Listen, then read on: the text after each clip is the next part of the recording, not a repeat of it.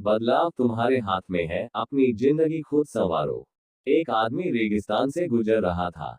वह बुदबुदा रहा था, ये जगह कितनी बेकार है। यहाँ बिल्कुल हरियाली नहीं है। और हो भी कैसे सकती है, यहाँ तो पानी का नामो निशान भी नहीं है। तपती रेत में चलते चलते उसका गुस्सा बढ़ता जा रहा था। कुछ देर बाद उसने आसमान की तरफ देखा और झल्लाते हुए कहा, भगवान, अगर यहाँ पानी होता तो मैं इस रेगिस्तान को हरा भरा बना देता। लेकिन आपने इस जगह को ऐसा ही छोड़ दिया। क्यों? जब चमत्कार हुआ, उसकी शिकायत खत्म हुई ही थी कि उसे अपने सामने एक कुआं दिखाई दिया। वह चौंक गया। ये वही जगह थी जहां वह पहले भी कई बार आया था, लेकिन उसने कभी इस कुएं को नहीं देखा था।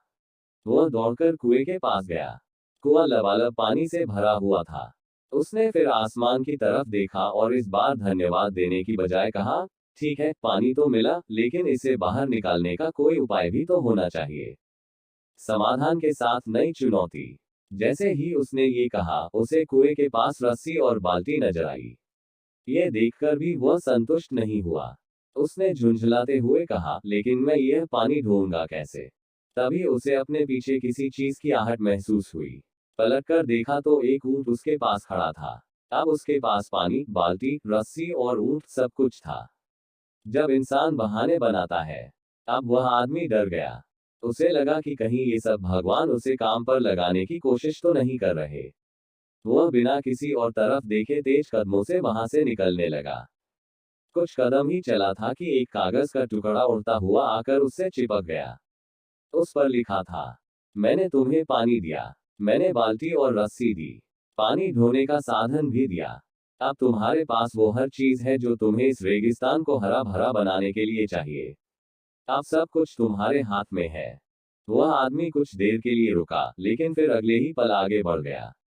और इस तरह रेगिस्तान कभी हरा भरा नहीं बन पाया। सीख, खुद को दोष मुक्त करना छोड़ें।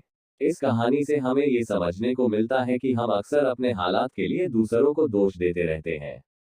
कभी भगवान को, कभी सरकार को, कभी अपने परिवार को। लेकिन सच्चाई यह है कि हम में वह सारी ताकत होती है जिससे हम अपने जीवन में बदलाव ला सकते हैं।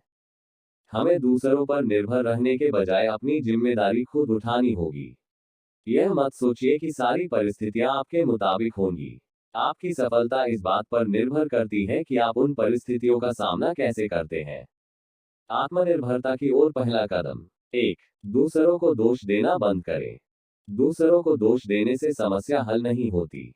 अगर आप असफल हैं, तो अपनी गलतियों को पहचानें और उनसे सीखें। 2. अपनी क्षमताओं को पहचानें। हर इंसान के पास वह शक्ति होती है जो उसे सफलता की ओर ले जा सकती है। अपने अंदर छिपी इस ताकत को पहचानें। 3. चीजों का सही उपयोग करें। भगवान, परिस्थितियां या आपके आसपास की दुनिया, सबने आपको वो साधन दिए हैं जिनसे आप अपनी समस्याओं का हल निकाल सकते हैं। 4. बहाने बनाना छोड़ें। मेरे पास समय नहीं है, मेरे पास पैसे नहीं हैं, जैसे बहाने बनाकर आप खुद को ही कमजोर बना रहे हैं। अपनी सोच को सकारात्मक रखें और काम शुरू करें।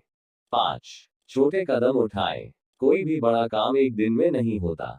छोटे छोटे कदम उठाकर आप बड़ी सफलता पा सकते हैं। कहानी का जीवन से जुड़ाव। जब आप इस कहानी को अपने जीवन से जोड़कर देखेंगे, तो पाएंगे कि आपके पास भी वह सब कुछ है जो आपको अपनी समस्याओं का हल निकालने के लिए चाहिए। उदाहरण, अगर आपको लगता है कि आपके पास नौकरी नहीं है, तो स्किल्स सीखने पर ध्यान दें। अगर आप अपने स्वास्थ्य से परेशान हैं, तो अपनी दिनचर्या सुधारें। अगर आप आर्थिक तंगी से जूझ रहे हैं, तो छोटे छोटे निवेश करने की आदत डालें। बदलाव तुम्हारे हाथ में है। आपके जीवन की दिशा इस बात पर निर्भर करती है कि आप अपने साधनों का इस्तेमाल कैसे करते हैं। समस्याओं को देखकर भागने से बेहतर है उनका सामना करें। याद रखें, भगवान ने आपको वह सब कुछ दिया है जो आपको चाहिए। अब यह आप पर है कि आप अपने जीवन को किस तरह संवारते हैं। सब कुछ तुम्हारे हाथ में है।